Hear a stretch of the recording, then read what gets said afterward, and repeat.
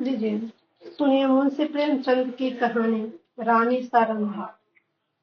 अंधेरी रात के सन्नाटे में धसाम नदी चट्टानों से टकराती हुई ऐसी सुहावनी मालूम होती थी जिससे घूर घूर करती हुई चकें। नदी के दाहिने तट पर एक टीला है।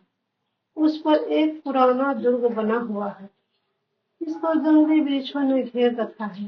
टीले के पूर्व की ओर छोटा सा गांव है।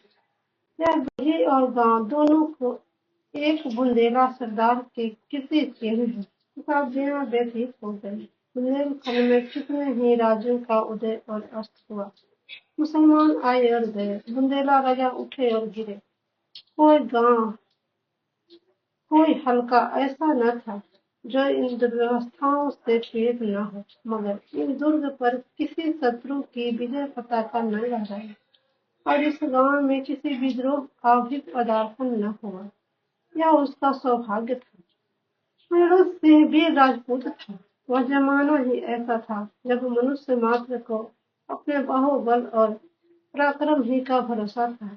एक ओर मुसलमान सेनाएं पर जमाए खड़ी रहती थी, दूसरी ओर बलवान राजा अपने निर्बल भाइयों का गला घोटने पर तत्पर रहते थे।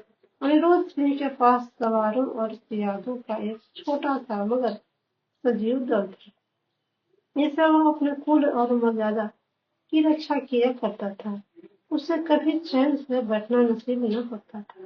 3 वर्ष पहले उसका विवाह शीतला देवी से हुआ था, मगर अनिरुद्ध बिहार के दिन और विलास की रातें पहाड़ों में काटता था और शीतला उसकी जान की खैर मनाने में। वह कितनों बार पति से अनुरोध कर चुके थे, कितनी बार उसके पैरों पर गिरकर रोए थे कि तुम मेरी आंखों से दूर न हो, मुझे हरिद्वार ले चलो, मुझे तुम्हारे साथ वनवास अच्छा है, यह वियोग अब नहीं सहा जाता। उसने प्यार से कहा, जीत से कहा, विनय की, मगर अनिरुद्ध बुंदेला था। शीतला अपने किसी हथियार से उसे परास्त न कर सकी। भाग गई। अंधेरी रात थी, सारी दुनिया सोती थी, तारे आकाश में जागते थे। शीतला देवी पलंग पर पड़ी करवटें बदल रही थी और उसकी ननद सारंगा फर्श पर बैठी मधुर स्वर से गाती थी, बिनु रघुवीर कटत नहीं जाएंगे। शीतललाल ने कहा, जी न बेलगराओ, क्या तुम्हें भी नींद नहीं आती? सारंगा, तुम्हें लोरी सुना रही हूँ। शीतला, मेरी आंखों से तो नींद लोप हो गई। सारंगा, किसी को ढूंढने गई होगी। इतने में द्वार खुला और एक गठे हुए बदन के रूपवान पुरुष ने भीतर प्रवेश किया। वह अनिरुद्ध था। उसके कपड़े भीगे हुए थे और बदन पर कोई हथियार न था। शीतला चारपाई से उतरकर जमीन पर बैठ गई। सारंगा ने पूछा, भैया, यह कपड़े भीगे क्यों हैं? अनिरुद्ध, नदी तैर कर आया है। सारंगा, हथियार क्या है? अनिरुद्ध, छीन गए। सारंगा, और साथ के आदमी?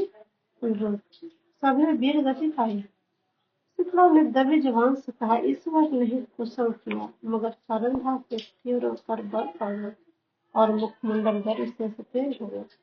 बोले, भैया, तुमने कुल की मर्यादा खो दी, ऐसा कभी न हुआ था।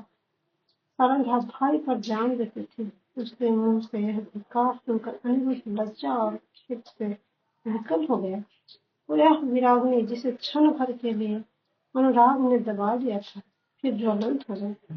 वह उल्टे पांव लौटा और यह कहकर बाहर चला गया कि सारंगा, तुमने मुझे सदैव के लिए सचेत कर दिया है, यह बात मुझे कभी न भूलेगी। अंधेरी रात थी, आकाश मंडल में तारों का प्रकाश बहुत धुंधला था। अनिरुद्ध किले से बाहर निकला, पल भर में नदी के उस पार जा पहुंचा और फिर अंधकार में लुप्त हो गया।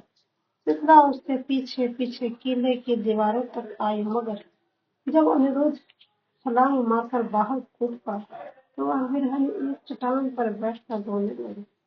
इतने में सारंगा भी वहीं आ पहुंची। शीतला ने नागिन की तरह बल खाकर कहा, मर्यादा इतनी प्यारी है? सारंगा, हाँ।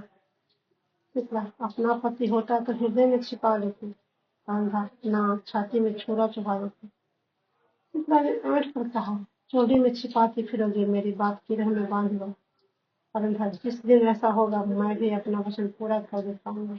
इस घटना के 3 महीने पीछे अनुरुद्ध महरौली को जीत करके लौटा। अब साल भर पीछे सारंधा का विवाह ओरछा के राजा चंपतराय से हो गया, मगर उस दिन की बातें दोनों महिलाओं के हृदय स्थल में कांटे की तरह टहती रही।